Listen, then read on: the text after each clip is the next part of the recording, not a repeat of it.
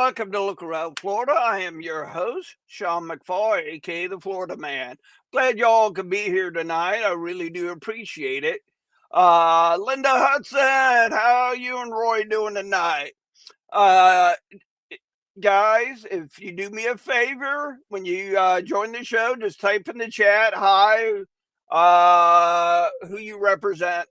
Johnny, welcome, buddy. Springfield, Missouri's joining us tonight. So when you join in, you can say hi, where you're from, or what you represent. Uh, I like seeing people from all over the Confederation uh, here on Look Around Florida. I have Bobby Grenier. He's in the background, so we're gonna let things join us as people come in. We got David King in the house, Charles LeRae, Laura Schultz. Welcome, welcome. I'm glad y'all can be here tonight. So just keep saying hi. I am looking for you. So where's my pictures? So I was out and about this weekend with the early camp at the Dade City Pioneer Museum. Great time. I uh, there's a guy there named Wayne. I love him to death. I love him to death. We talked about the monument. I'll show you some pictures here in a little bit. We talked about the monument, got a chance to see it, and talk about the Pioneer Museum, some of the buildings, how they got there, and all that. I truly love history, especially when it's Florida history, or if not, local history. I love it. I love it. So I want to say thank you to Early Camp and the Dade City Pioneer Museum for having me this past Saturday. I learned a lot. I learned a lot. I love it. All right, guys. I did take some pictures there at the Pioneer Museum. I know I uploaded them. Ready. There we go. There's four of us right there. Me, David, Jeff O'Kine, Wayne Sweat, Butch Fox. We're at the monument. Now, granted, they do have some more work to do and plans for the monument. So, dedication date is not set. The Plant City UDC wanted me to tell you guys it's not set. They will be discussing that and planning that soon. So keep that in mind. The dedication date is not set according to the Plant City UDC. So here's the monument as it sits as of Saturday. You got the now granted, this monument is dedicated to the Florida Cow Cavalry Company B under Captain Leslie. My camp namesake it was with Company A, which was South Florida. Company B was pretty much Central Florida, from what I'm understanding. And here's where it explains Company B under Captain Leslie, his lieutenants, and the men that served underneath him. More names on who served in that unit. From what I'm understanding, granted, don't quote me on this. From what I'm understanding, there was a total of 800 to 900 people that served in the Florida Cow Cavalry in different parts of the Florida. We had Company A, which was South Florida. Company B was Central Florida. And I think we had a Company C. Don't quote me on that. You can tell by the top of the monument, they are planning on cleaning that up and get that purdy for us. As I was there, I did as me and the museum was checking out other buildings that are there on location. We did see multiple people did go up and check that monument out. So that's a plus for the Dade City Pioneer Museum.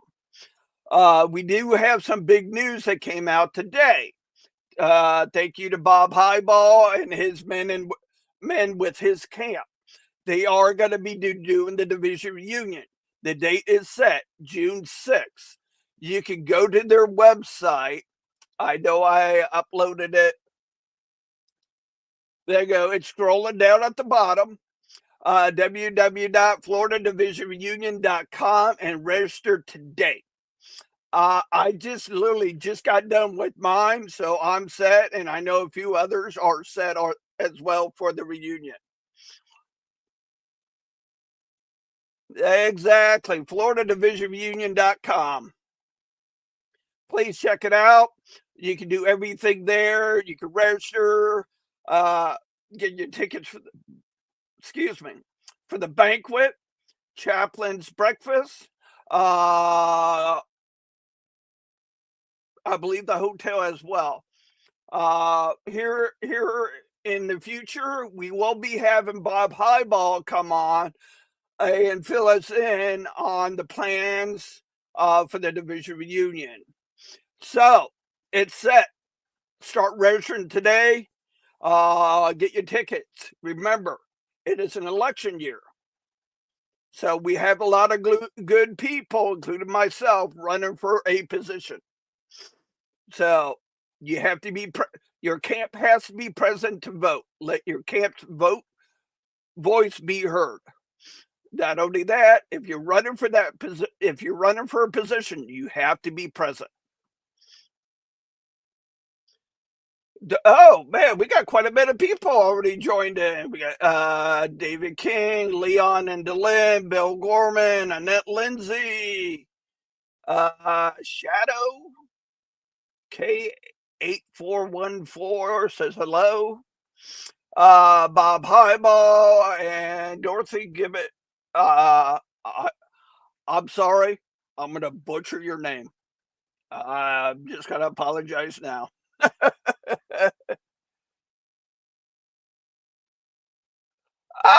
Oh, the director, Bob, of the Traverse Research Center's in the house. So somebody you probably Barbara Grenier has worked very closely with. So guys, girls, Chip Schultz, welcome. Get a drum roll. And say a warm welcome to our guest, Bobby Grenier. Welcome, sir. Hi, Sean. Can you hear me? Yes, sir. Listen, I got to talk to you about the food you're serving here in the green room. Okay, we need to upgrade this a little bit more over here. Well, you don't like swamp cabbage and gator? Yeah, I was at least hoping for cheeseburgers or something over here. You know, you lucky I didn't do fried possum this year. Very good. Hey, Sean, how are you? I can't complain, sir. How are you doing this evening? Great. I'm loving that monument, that Cow Calvary monument. That's terrific. Oh, I know. I mean, it put better perspective in my head by looking at it and seeing the names of everybody that served with Company B. Absolutely. That's terrific. I remember seeing it in Plant City one time. I went over there and kind of in that corner spot right there. But it's good to see it where it's at and that it's back and in its glory, and it's wonderful. Yes, sir. So how's everybody out there? I heard you rattling off some names. You got Leon and Delin and Annette and Bob. Bob Highboy, I want to get you on the radio on like May 22nd to talk about the division reunion. Unless you want to come before that, you can come and be on before that too. Definitely got to get you on the radio to talk about the reunion. But I know there's other things you want to talk about. So get in touch with me. We'll get you scheduled maybe a couple of times. So. Yeah, I even got somebody you work closely with, the director of Traverse Research Center. Maribel? Maribel. Yep. Hey, She's in the chat. Maribel. Hey, Maribel. Yeah, she's a new director at the Tavares History Research Center.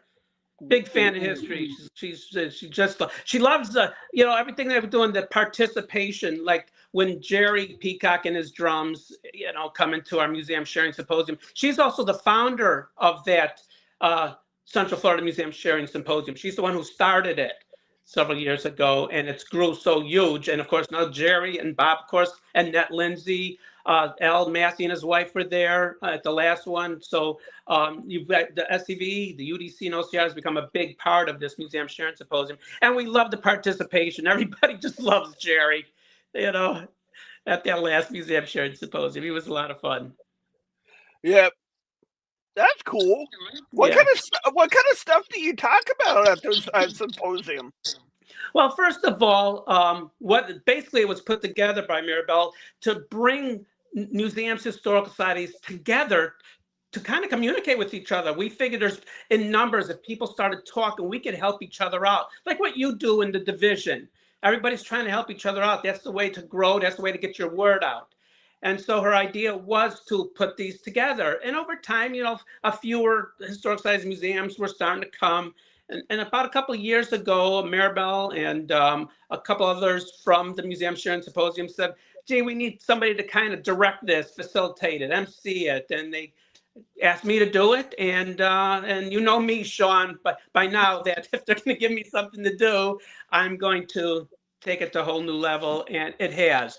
And now with Annette Lindsay actually representing not only the OCR, but Gilchrist County, there are 10 Central Florida counties represented at this Central Florida Museum Sharing Symposium. A great idea Maribel came up with because it's just taken off, where we are able to share ideas. First of all, we've also included a lot of entertainment, as Jerry will attest to, and Bob, at the beginning, but because people want to be entertained. So before the actual meeting starts, where everybody comes up and talks about 3 minutes about the historic site of their museum events. Of course, in Jerry's case, about 20 minutes. That's basically what it is for everybody to share. So we added an element of entertainment and patriotism and reenactors and living historians. And that last one was just incredible with the children coming to sing on the national anthem. And Jerry drumming the whole time with the music was great. He does a joke. He has that drum in his trunk, and he's willing to travel. I tell you, the music, because the kids sang to the music that was piped in, but Jerry drummed, and it like fit right into the music that was playing. It was perfect. Everybody loved it. Just fit in so perfectly. Jerry, have drum will travel. So you've been on the road lately? Pardon? You've been on the road lately? Yeah, boy, I tell you, since December, basically, I've been doing, the 2026 is what I call, it's my 25-year anniversary. I'm on tour, so I'm on my 25th anniversary tour in Dixie's Land, So, I started this back in 2001, so 25 years ago is when I first started helping out the South with conservation and education and writing books and what have you. But yeah, December when I was up at the Citadel, in January I went to Bob Hibaugh's camp, and I was at Oxford a couple of times, but I spoke at Bob Hibaugh's camp, and the very next day I was up by Calvin eating Italian and giving a talk up there at their Lee Jackson banquet. And it's not 2026 is gonna be nonstop. My calendar's just totally. So I'm kind of calling it because I'm bringing in the South in every possible way I can in every event that I do. And so I'm kind of calling it my 25th anniversary tour. I mentioned both at Calvin's Lee Jackson and at Bob's Lee Jackson, how many people have been in the UDC and SCV for 25 years, and only 3 or 4 people at both of them raised their hand. So actually Yankee Bob has been kind of at this much longer than most of you at preserving the Southern heritage. And right. So. Yeah, because when I joined the SCV back in 1996, there's only a couple of people still alive.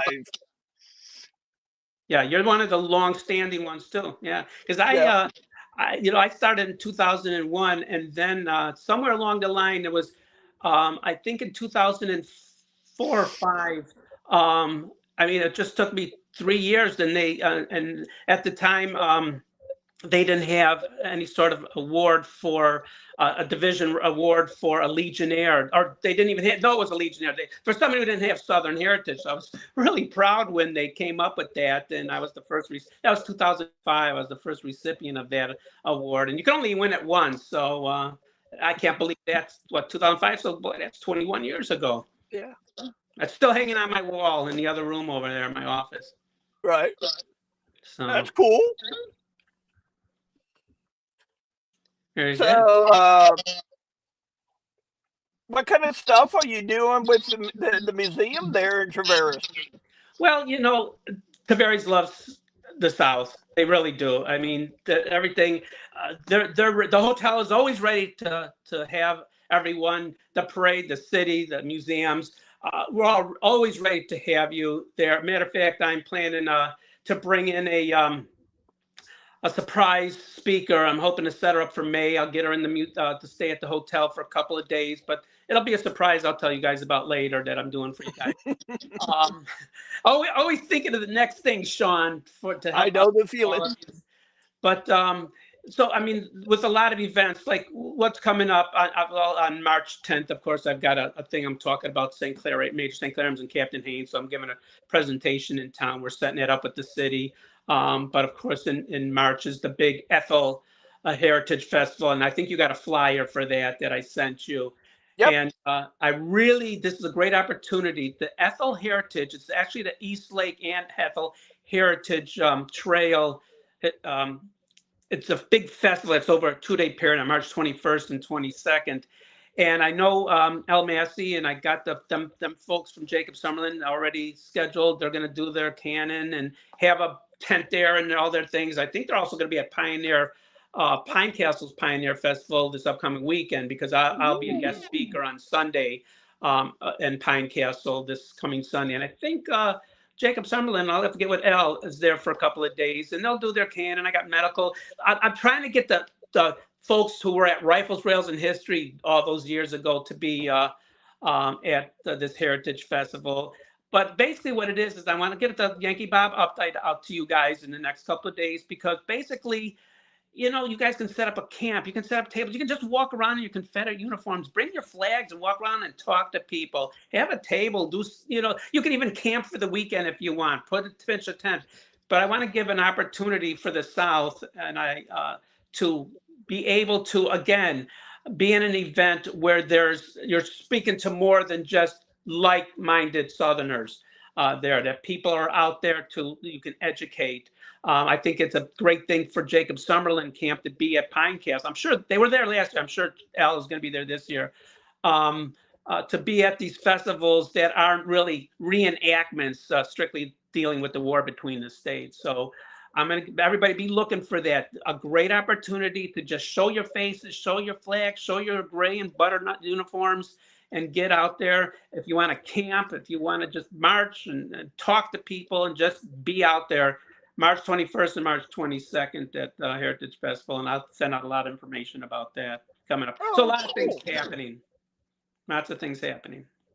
Lots and lots of things. I go on a book tour in April for 3 weeks. So you guys, I think I'm coming back actually on actual Confederate Memorial Day on the 26th. Unless somebody needs me for the 26th, then I'll leave Chicago a day earlier and get there to be back in time for Confederate Memorial Day on April 26th. Oh, okay. What was that? How's everybody out there? So far, I can't see names, so I don't know who's out there. Well, John Jenkins from the Springfield, Missouri camp. Hey. Charles Loray from Louisiana.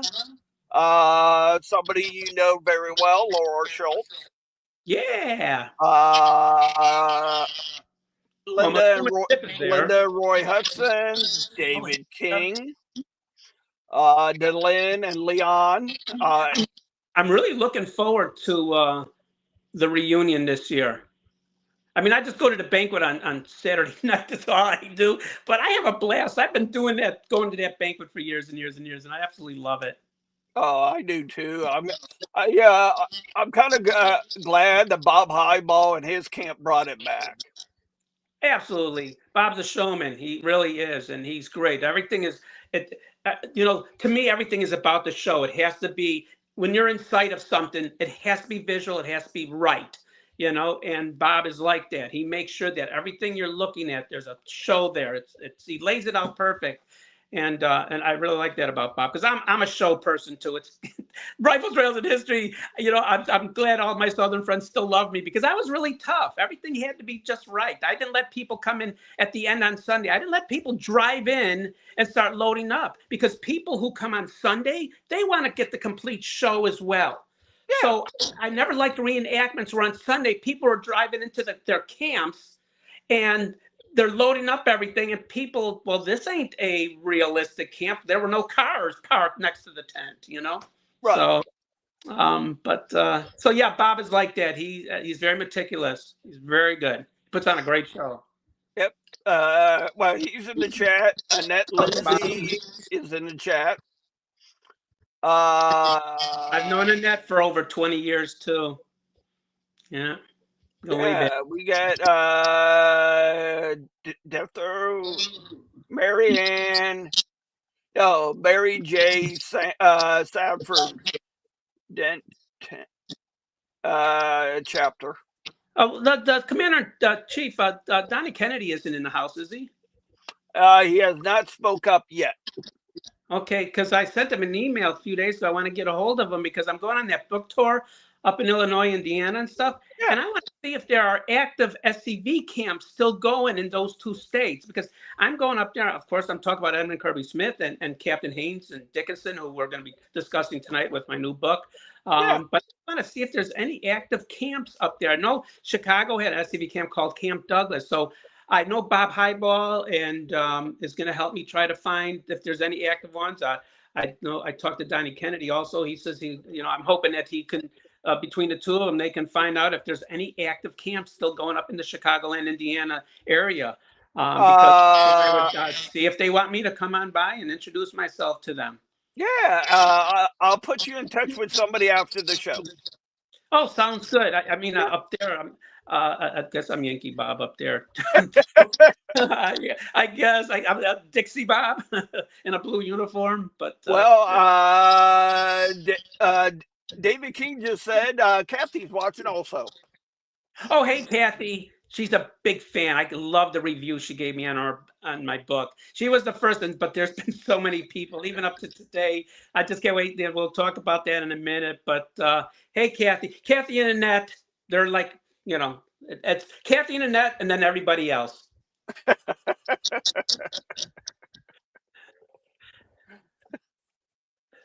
Bob, Roy Hudson just said.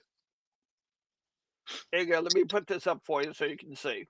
There are camps in Indiana. Oh, if I can find out where they are, and because I'm going to be in Northwest Indiana, like in Crown Point and Cherville, a couple other locations. And I think I got 2 or 3 in Indiana. I got 3 already booked in Chicago. And but yeah, if there's something, I'd like to make contact with somebody up there. I can find nothing online, about those camps. They say they're there, but they're not doing any Facebooks anymore, even though there's a Facebook. So if I can find out if some of these there, and also I'm trying to find out, I want to get from Donnie because I always travel through Paducah, Kentucky, and they got this incredible Confederate. I'll tell you, they got this incredible Confederate park. It's forgot the begins with a T. This general that's named for this SCV camp. They got this Confederate park in Paducah, Kentucky. That you guys it's amazing there. And I've got tons of pictures. I stopped there up and down both times, hoping to bump into somebody from this Tillman, maybe General Tillman or somebody camp. Well, their division commander does watch the show from Kentucky. Oh, well, I want to get a hold because I drive through Paducah. Right on the highway is that Confederate Park. I just stop there, take a break. That's it right there. Thank you, Charles. And I stop at that park, and it's beautifully done, covering every aspect of Confederate history, from even like Jewish the black Confederates. It's just a beautiful. That's it, Aaron Park. Thank you, Dave. That's it. It's on the tip of my tongue, and I stopped there, and I thought, man, I always hope to bump into somebody there at Aaron's Park and on a trip, and I just haven't. And it's been every trip to Chicago and back, so I've been made about 6 trips there, and yet still haven't bumped into anybody over there. And I just keep hoping that I would, and just start talking, and maybe even speak at one of their camp one time up or down. Yeah, they might be like us, blue collar workers, so they might be there at the park active on weekends. Yes, yeah. And usually I drive on the weekends. Through there, but it's just a matter of bumping into, because also on the way up there's another park in Tennessee. You go past Chattanooga, maybe about 30 miles or so. It's near Belt Buckle, Tennessee, and there's another beautiful park, and they actually have burials there too, right on the hill, right on the highway, I-24. Beautiful Confederate park right there. But they actually allowed Indiana Union to have a monument there for because at the battle nearby, this Indiana battery was there. But they got a little thing where you can put money in and what have you, cannons and gravestones, even before war between the states. But 2 Confederate parks that are just incredible that I always stop at on the way up to Chicago and back. It's like a pilgrimage for me to stop at these 2 parks. Well, we do have a member of the Tennessee division in the chat, Derek Glover. He may be able to hook you up with that camp in Tennessee. Good, because I think I left my card a couple times with the $5 bill wrapped, and stuck it in their little thing right there. But I haven't heard from them, but because being fortunate to be now over up in Charleston, speaking at the Citadel and going up to Chicago. This is my 3rd year going up to Chicago and Indiana and Wisconsin area. If I can get into some of these CV camps, other states besides Florida, it'd be great. Well, you have a chance to talk with our past commander-in-chief, Jason Boshears. He's going to be our guest speaker at this year's reunion, and he's the adjutant for the Tennessee division. Well, actually, I'm going to talk to Jason before, because I'm hoping actually to make a pit stop with him, and so spend a few hours with him on my way up or down from Chicago in April. So I'm actually hoping I'll be talking to Jason and see what I can do about maybe him touring me around. I have not seen Elm Springs yet, and I would love to. Oh, you got. I was there on opening day. That was beautiful, and from what I've been told and the pictures I've seen of it today, I'm itching to go back to see the changes they've done to the museum. Oh, Bob, here you go. I don't know if you can see that. No, it's real kind of small for me there. Yeah, Indiana. We received Bob and his son into the Cow Cavalry camp in Arcadia when they moved to Florida.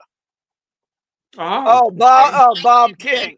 Yeah, Bob King is a very close friend of mine. We send goofy pictures and videos to each other just about every day.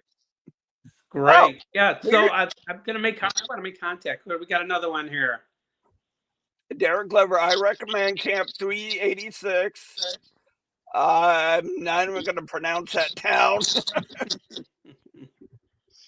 But he said to get in touch with Joey Dale Nolan. I think hopefully I said that right, Derek. Very good. I appreciate these contacts. What's funny is your show is very much like the Museum Sharing Symposium. The whole idea is for people to make contact with each other. And that's what your show is doing here, Sean. So great job. Oh, yeah. I mean, it's about the SCV, the UDC, OCR, our history and culture here in Florida. I got to tell you, and I say this at every talk there, and usually I end with this, because to me, these 25 years, it's because of you people, you Southern people, that I still do this, and like I say, I've been doing it for 25 years. So there's been people through those years that I've been going through and dealing with that just keep me going, because you're all really a wonderful group of people. And I tell all the time, I told in the thread of our Friends of Golden Triangle History today, we have a thread of our board of 12 people, that these Southern people are the most fabulous people I've ever met in my entire life. And I think it was a blessing 21 years ago that God put me in front of this dilapidated little house that turned out to be Captain Haynes, and what we've done with that house, and of course that'd be the subject of my book that we're going to be talking about here. That you guys are just wonderful people, and that's why I continue to do it. And to me, my resolve to continue doing this and fighting for statues and your history and educating and writing books, in hopes to get that Kirby Smith statues. I won't let go of that.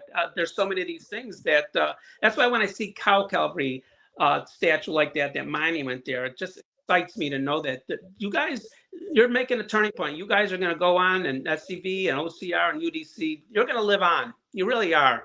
Yep. Your heritage is going to live on forever. There's nobody going to bring down. And when you bring in people like me, at the risk of sounding modest, we're gonna make sure it doesn't go away. Yep. Because there's way too many people out there that love to protect of our history and our culture here in Florida. I'm hoping that here in Tavares and Lake County, we've had that when we were doing Kirby Smith, we had that small group of people that were opposing me and making life difficult. But I'll tell you something, the majority of 80% of Lake County wanted me to get that statue. And Tavares alone, I'm so darn proud of my town. I mean, for many, many years, and I mean, I can start it up again this 4th of July. I had the Confederates lead a 4th of July parade, and they'll all tell you they were part of it. I mean, I have a picture that Terry Binkley just sent me, me and my blue uniform men, leading the way with our rifles. So Tavares, I have to be very proud of Tavares, that they, I put in 2 streets named after Confederates here in Tavares. Ratified here. We're not taking street names away. We made 2 more streets named after Confederates here. So I'm very proud of Tavares for being friendly to all of you. And when you guys come, show you guys a good time. Oh yeah, when we did the mechanized cavalry annual there, the town really opened up to us. Nobody gave us a hard time. Nothing, Your Uh, flag are welcome in Tavares. Boy, they welcome. oh yeah, I mean, me and Jeff O'Con, we walked over to the museum and we had a blast. Yeah. I used to have Confederate flags flying in that courthouse. I mean, I got old pictures and stuff that I used to have Confederate flags actually flying. And Jerry will tell you, he was there. Many of the others too. So, ways, very good. And Captain Haynes. Speaking about Captain Haynes, I went, in the book, and I don't know if you have the picture, but the book that that we're going to talk about. Captain Haynes is what started it for me. And there you go, and that little Was that Woodley. the right one? No, there you go. Okay. There's Gallant Captain. Well, this book, I'm so proud of this book right now. I always wanted to write a book, after reading Michael Shero's The Killer Angels and seeing the movie that it was based on Gettysburg. I says, that would always be some sort of fun writing. That's the writing I want to do. And I always wanted to do something like that to actually make real situations, Gettysburg and everything that happened there, happened in the movie and in the book, except Michael Shero supplied dialogue and intimacy and the inner feelings and emotions of people. And I always wanted to write a book like that. And so, so many years ago, I started writing this book. And of course, in the meantime, I wrote, 12 others, books on history and Confederacy and biographies and what have you. But Captain Haynes is up there. You'll see his picture that my dad drew. As a matter of fact, my dad designed the whole cover, and the dozen illustrations inside the book are my father's. And my father died over 9 years ago. So you can see how long I've been working on this book. But Captain Haynes is the one who started for me. That Woodley house you see on the cover, that's the house that I wanted to save, that those arsonists burnt down. And Haynes Creek, I got that name protected and saved, over the creek here that was named for him. So there's a lot of history with Captain Haynes, and I always kind of felt he's the one who started me off, and he did. Captain Haynes is the one who started me off in my 25-year quest with the Confederacy. And so I always wanted, and his story was just incredible. I mean, his life was incredible. And I thought to myself, boy, he would be the subject of a book just like the one I read when I read Killer Angels and saw that movie. And indeed, his story proved 15 years later, in December, just a couple months ago, I released this book after 15 grueling years of writing this thing. But I'll tell you something. You could all talk to Kathy King. I think I nailed it. The stories in here, it's just human drama, and it's great. And I'm telling you this because, and this is not just something for girls to read. This is for men too. This book, because just like the Killer Angels, there's the whole human aspect of a Southern soldier who's actually a hero. Captain Haynes and Dickinson, these guys were heroes to us. And it's not so much, it's not a history book, so don't go, even though everything in this book I researched. So if it's 1840, let's say, I researched was a word used, was something invented back at that time. So if something wasn't invented until 1860, I didn't use it in 1840. So it could be like every third line, I'm like, oh my gosh, I got to look this up. Did they talk like that back then? Or was this invented? Or was this magazine in use? Anything. Stores like in Ocala were real stores that existed in 1880 in Ocala, when there's a scene later in the book with Captain Melton Haynes and Joshua Chamberlain in the book, because Chamberlain actually visited Ocala, and he was there at the same time that Melton Haynes was up there doing business, doing all the research and what have you. So obviously I made a really, what I think is a very touching moment between Melton Haynes, Captain Haynes, and Joshua Chamberlain, where Melton wanted to learn about Robert E. Lee, because Melton never got that opportunity. He knew Stonewall Jackson from back in the around 1850. So Melton Haynes already knew Stonewall before it was Stonewall. But sitting down at that store there in Ocala, a real store that was there at the time, and talking, and how I had Joshua Chamberlain describe the first time he saw Robert E. Lee to Melton Haynes. I think it's just a scene that is very moving. And I want to thank Kathy King there for saying that the end of the book really touched her, that it was very moving. There she is. Great book. There's Kathy. There, how she was moved by the end of the book, and which is great to hear. And I've had a couple other people say that. And like I say, it's just not a book for women, because Peter in our rec department here in Tavares, he just got the book yesterday. He told me after city council, Bob, I'm on third chapter. I love that old Pete, that stagecoach driver. I just love him. He's great. And oh, by the way, his name is Pete. This is yeah, Pete, So, so like Kathy, the one thing that's common in every one of the reviews of this book is people have gotten themselves out of this time and have gone back to that time in Florida. And that's the greatest compliment I could have, that I have set them back in that time period. And so throughout the scenes, throughout the book, and the book is easy because I set them in scenes. So if you need to pause or something, you can finish a scene and then begin again. Captain Haynes had an extraordinary life that took him from North Carolina here at 18 years old. He's credited with introducing the sweet orange to this Great Lake region. His oranges in 1845 spread the whole I-4 corridor and the US 27 corridor, were all descendants of his original quarter-acre of oranges that he planted over here. Yeah, he's credited. Matter of fact, University of Florida, the Extension Office, retired, and he's in the Florida Citrus Hall of Fame, John Jackson. He was also a promoter. In other words, he went out for the University of Florida Extension Office. When he went out on speeches, the first person he mentions is Captain Melton Haynes, the guy who started essentially. Now, you might have heard of the Parson Brown Orange.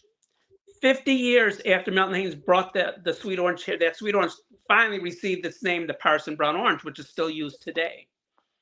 And so this book is based on his extraordinary life from North Carolina. He arrived here in what would be my area of Florida in 1845. He just turned 18, and he dragged along his 13-year-old brother, who actually insisted, as you read early in the book, I'm going with Mel to Florida. Just kind of blurted it out at a dinner table one time. And I'm going with Mel. He's 13 years old. So it's an extraordinary story. The book actually starts out, I trying to figure out a way to start it and end it. That's kind of usually pretty big. So basically how it starts out is Melton arrives at a place called Horse Landing near Palatka, about 10 miles south of Palatka. And he meets up with Dickinson there and a guy named, he's another lieutenant in artillery named Mortimer Bates. And it's true. So again, everything is true in the story. I just put the dialogue, the narrative, and the emotion into the story. And now Dickinson is in command, and he's, hey, Mel, and they knew each other. They're both in their 30s, so they're calling themselves by their first names. And hey, Mel, glad you arrived. And he gets the three lieutenants, and Dickinson's discussing the strategy. And they're bantering back and forth. And he sends Melton over. He says, listen, and this is actually what happened, what took place with the Combine. When the Combine finally arrived, Lieutenant Mortimer Bates and Dickinson actually fired upon it to disable it. That was their chore, to disable it. And they did. And Dickinson, even in real life, predicted it would actually drift towards a bend in the river off of there at Horse Landings. So he sends Melton, he says, listen, if this works, it's going to drift to your area. So you and your men, he had Melton, and this is in real life, Captain Haynes, he was lieutenant at the time, brought three of his men with him to that, to meet up with Dickinson, and did set his men. So after Melton went to the bend in the river, he sent his three guys into a position, talked with them a little bit. There's obviously fun conversation between the four of them. And then he sat himself under a big cypress tree to wait for the Combine. What happens when you sit down and you're just kind of waiting, and then you start thinking? So he's reminiscing about his life up and down the 20 years that he's been up and down this river by this time, 1845, 1864, now at this battle. So he's reminiscing. And so as he reminisces about his life, it kind of ends with the chapter title, It Seems Like Yes, Only Yesterday. And then chapter 2 starts, and then beginning with him as a 17-year-old in North Carolina and taking him down here. Chapter 7 is a fun one because it is the war here in Florida. And it's not a history book. So you're not getting this people move this way, this people move this way, they fought about. That's not what this is. These are stories amongst the men that just place you there. Whether it's even before that, like in the chapter before that, when there was a renegade Seminole named Chipko, and it's a real Seminole who went on a warpath up and down from the Peace River, up and down when this was all like Marion County in this whole central part of the state. And Chipko, he was a renegade. And what happened was Melton Haynes was commissioned as a captain. I had to find out that he was commissioned as a captain of a militia of the guys in this area to try to kind of police the area. In 1850, somewhere around there, Melton Haynes was summoned. He was already up. He went to Jacksonville, was kind of quieted down. He was called at Fort Meade there by the commander to come on down there because Melton knew the area better than anybody. He was a surveyor. So he knew the area. So he came down as a surveyor. That's what they wanted, his expertise as a surveyor. The guy they put who went out on that reconnaissance with Melton Haynes was Thomas Jackson. That's how we met Thomas Jackson. Well, Bobby, I hate to interrupt you, but we do have a question that came in. Okay, love questions. People are, Delenn's asking, how can they get a hold of the book? Well, right now, actually a website is being developed, but I'm just telling people, just go ahead and email me and I'll work with you directly, get it shipped out to you, because I'm trying to, because it's very popular and the books are going out fast and I got a lot of speeches coming up. I mean, I could always order more and what have you, but Delen, just get a hold of me and we'll work it out and I'll get you a book shipped out to you. Cool. I mean, it's I have to tell you, I'm actually reading it now. Because it's 15 years. So once I finished the book, I ended up giving it to Marley to start her editing, which she read the book 5-6 times.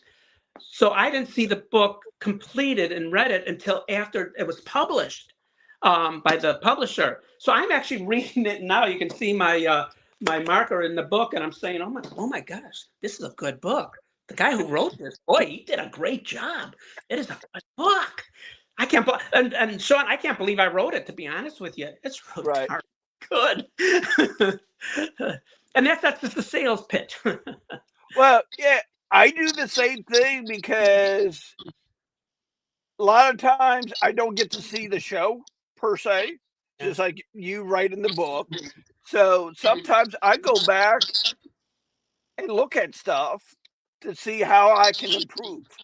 Absolutely. There are two things that I want to point out in the book that I was kind of researching, and I think you guys are going to find the stories fascinating. See, I can't tell you the stories because I want you to read the book and get the. You can't explain what it is when you read the book, but obviously his meeting with Stonewall Jackson, and so you talk about the lemonade and what have you. And Stonewall Jackson's lemons and what have you, and when it was around 1850, and they're patrolling around Lake Kissimmee over there down by El Massey's area.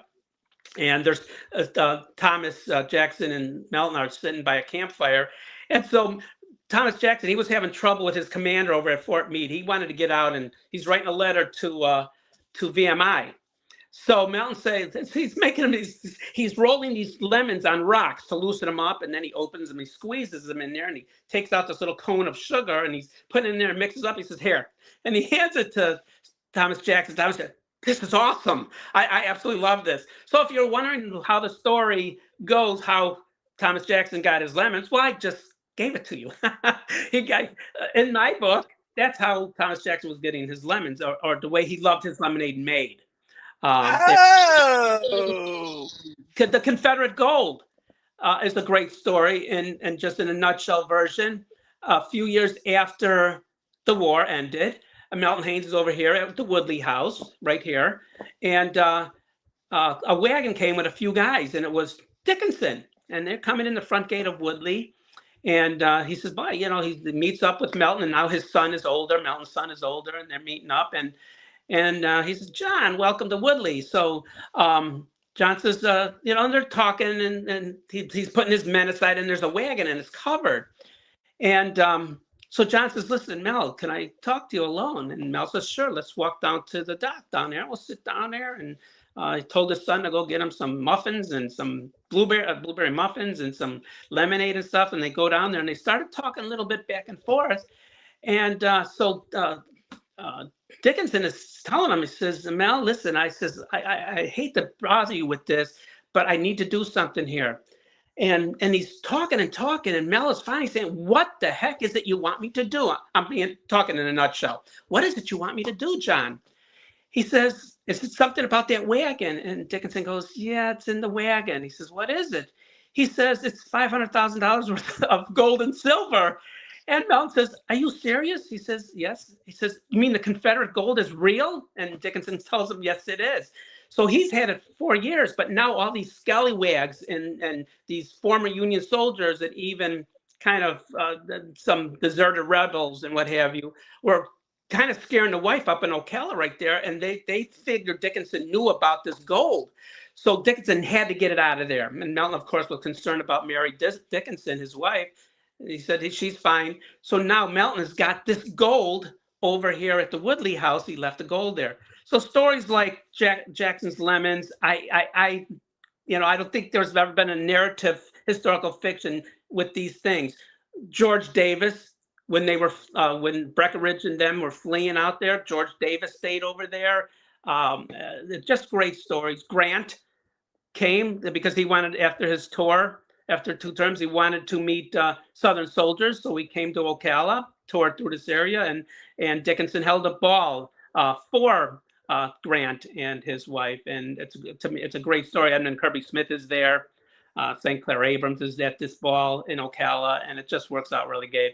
And Grant's wife and Sarah Isabella, who's the title, his name, Sarah's Gallant Captain, became friends at this particular ball. And of course, the Chamberlain discussion of Lee with Melton Haynes. These stories just really work.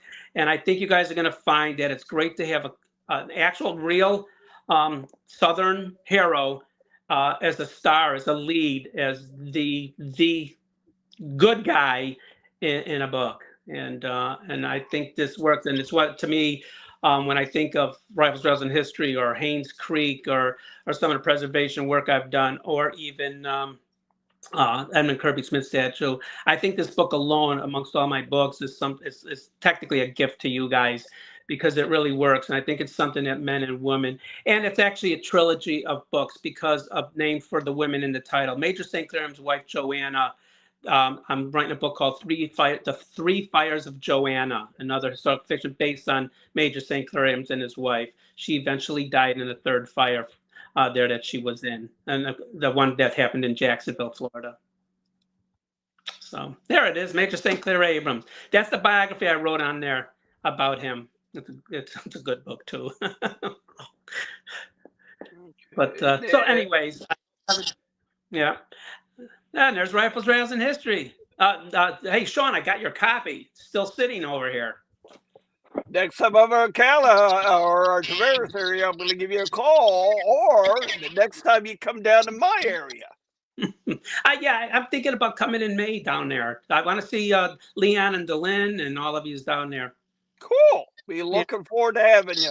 Yeah, I think I think the May, because I don't think they meet in June and July or something like that. But I thought I'd maybe swing by down in May and see all of you down there. Yeah. Get with Leon Delynn, make sure that fits in their schedule. Yeah.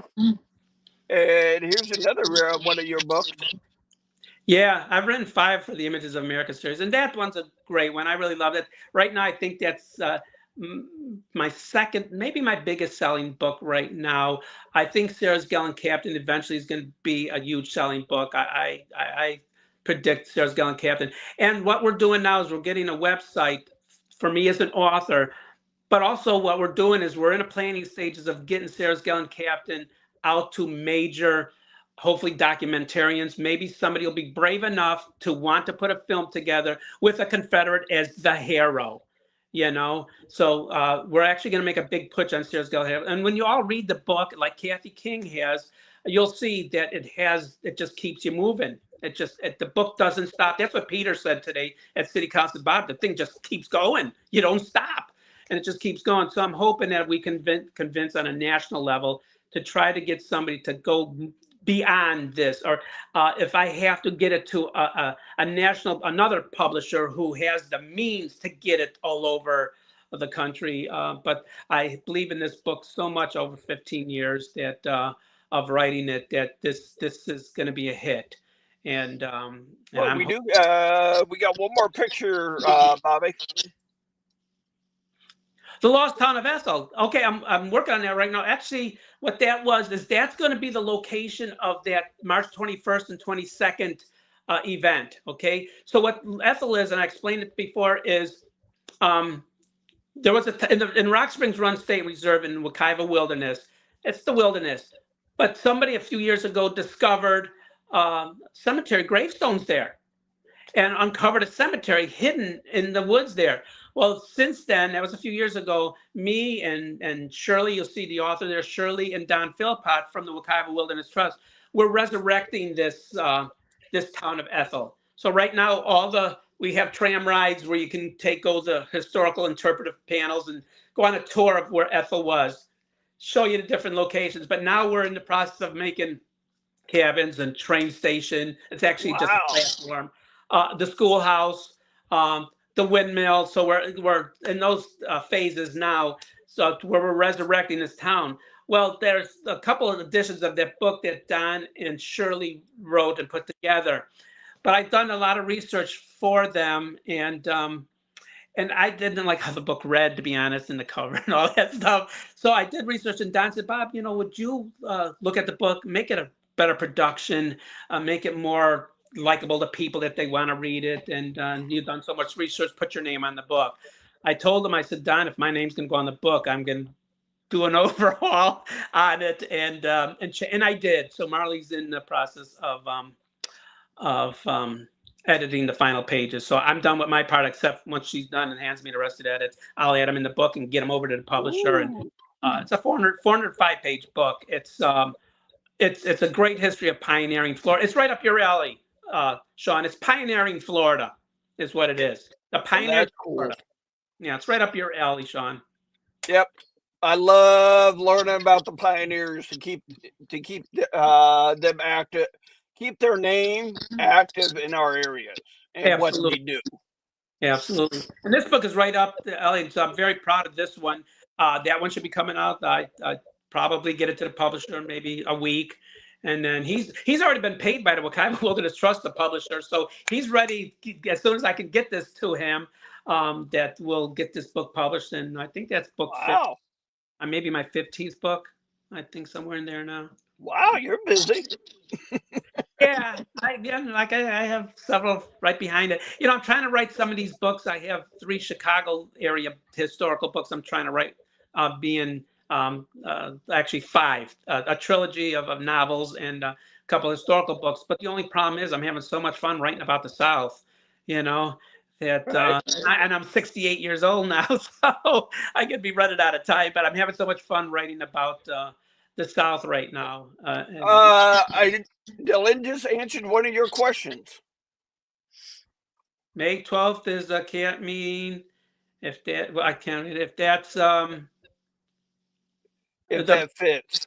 what does it say there, Sean? What's it? May 12th is the 2181 camp meeting if that fits, but any time is great. Okay, yeah, because I was thinking of May 12th. Yeah. Oh, very good. That's good. Yeah, I'm thinking about May 12th getting down there. Cool. Seeing you guys. Yeah. So very Yeah, good. you learn a lot from Leon and Dylan about local history right there in DeSoto County. Yeah. I learn a lot from them every time I talk to them. I want to tell all of the camps, just about all the camps have made me either a Legionnaire or something. I'm now Bob Highball got me. I'm going to get this frame. I'm the Friends of SCV. I got my first Confederate Veteran magazine the other day. So but everybody has just been great in my 25 years of doing this with all of you. I just had such a great time in Oxford, and the very next day up in Jacksonville doing 2 different speeches. I'm kidding Bob Highball, and you guys could ask Bob Highball. You guys know about it, Sean. I was Plan C for his Ocala Lee Jackson, but I hope I knocked it out of the ballpark for you guys. I tell you what, Bobby, I enjoyed your speech. Thanks, Sean. Thank you. Thank you. If I didn't enjoy it, you wouldn't be here. That was a lot of fun. Yeah, I one of the best. I tell you, the best things. I look forward to January, not because it's my birthday. That's the worst part of January, but it's because I know all the Lee Jacksons are going to take place. In January. So I look forward to doing that. And I was thrilled that Calvin asked me to speak in Jacksonville. It was a totally different speech. I didn't use PowerPoint. It was just me getting up there and getting one-on-one with everybody that was there. There was 70 some people there at Maggiano's. My ma, she was funny when I told her I was going to speak at Maggiano's. She was thinking the one in Chicago. She's an Italian, lives in Chicago. And then I said, no, Ma, there's the Maggiano's here in Florida. And she goes, well, I didn't know the Confederates ate Italian, So that's my little Italian mom. Yeah, that's the thing. My dad's hometown, you had Greeks, Slovaks, and Italians, and those mom and pop restaurants were good. Yeah, they sure were. So I had a great time. I was very proud that I was able to go up there. The people in Jacksonville were just incredible. They were awesome. They bought books there. As a matter of fact, one person already read the Sarah's book and sent a wonderful review from up there. So yeah, and then we went to see Major Sanitariums. That's the black book there, the black cover there. We went to see. He has 2 homes. One here is being refurbished. Matter of fact, Tavares, we love our. There he is. We went to see his home in Jacksonville. It's a monster mansion. It's in the historic district. It's on the Natural Register. He has 2 because he has the one here in Tavares. Right now, 2 Confederate homes are being refurbished. The Melam house, Judge Melam, Confederate veteran, they're almost done with that one. And I walked over to Major St. Clair's house, and they are kicking on that one, and they figure they can probably be done in about 4, 5, 6 weeks on the Major's house. So again, streets are being named, houses, Confederate houses are being refurbished here, where Tavares loves the Confederates, and I hope I had something to do with bringing that to light in this area. So Well, especially with that town being founded by Confederate veterans. They were all Confederate veterans in this A- town. and that's the thing. You got to preserve their name for their legacy for future generations. Absolutely.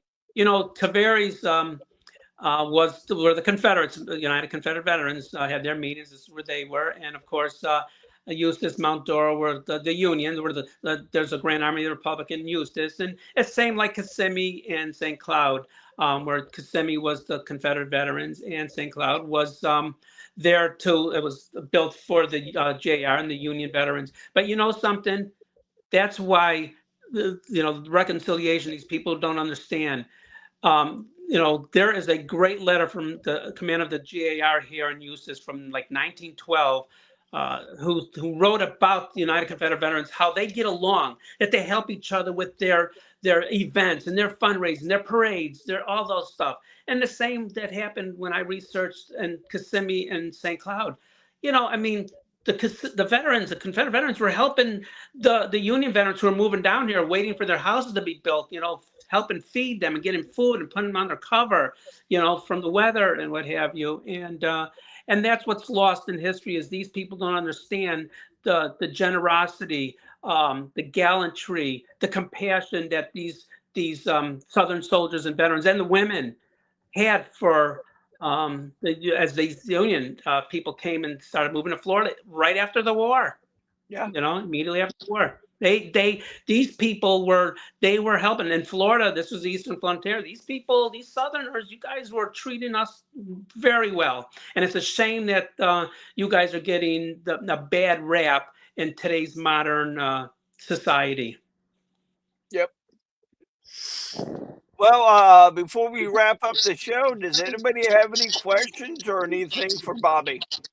Feel free to ask. I hope I didn't bore everybody. No, I don't think so. I mean, we stayed at 20 for the 20 to 25 for the longest time. Good. Very good. Yeah, your buddy Peacock just joined. Just join now? Yeah, Peacock. So that's the story of Jerry. Oh my gosh, he Sorry, Jerry. I had to tell that story. All righty. So before we wrap up, if anybody wants to, meet you and talk to you, what is your next event? Oh, gee, my next event. Well, it's going to be. I'm going to be at Pioneer. I'm going to be at Pinecastle Pioneer Village. But my next event coming up, let's see, that I'm hosting is. God, I got so many things coming up. Here is. Well, I got the March 10th. I'll be giving a thing at the Tavares Museum over here. God, and then we got Ethel coming up right after that.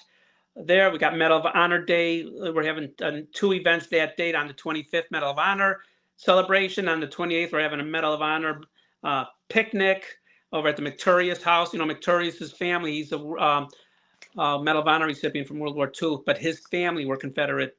He's a descendant of Confederate veterans as well. A lot of things. Yeah, McTurius is he's a descendant from Confederate veterans, and his house is still standing. Needs a lot of refurbishing work. So we're going to be doing two events in March because it's his birthday. It's also Medal of Honor Day.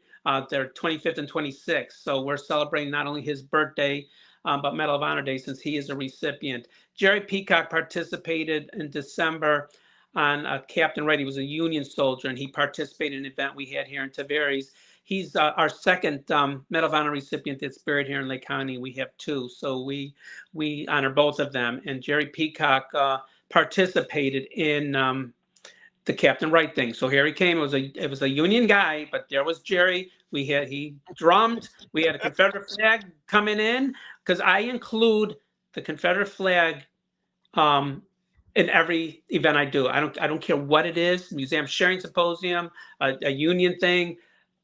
That First National is there, it's there. It's an American flag, and it's there.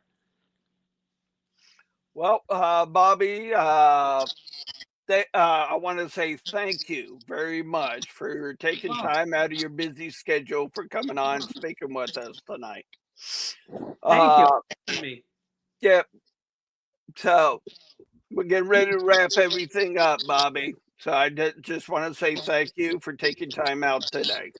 You're welcome. Gentlemen, keep in mind if you have anything coming up for Confederate Memorial Month, please send it in. I did hear from the Arcadia OCR. They are planning their event. What was it? Yes, they're planning their event April the 18th at Fort Ogden Cemetery. I'll be there.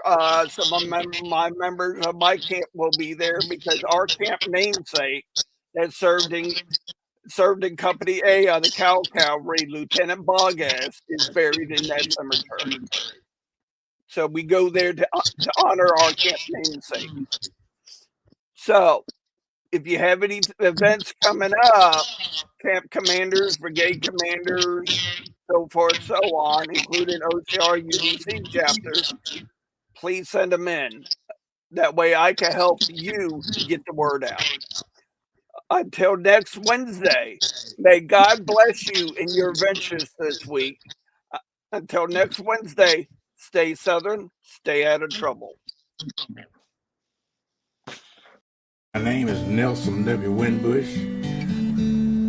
I'm a member of the Jacob Sumner Camp 1516 Sons of Confederate Veterans. My reason for joining the Sons of Confederate Veterans after the NAACP declared they would destroy and remove everything Confederate in 1990, I decided that I would do all I could to make sure that people understood what the Confederacy stood for.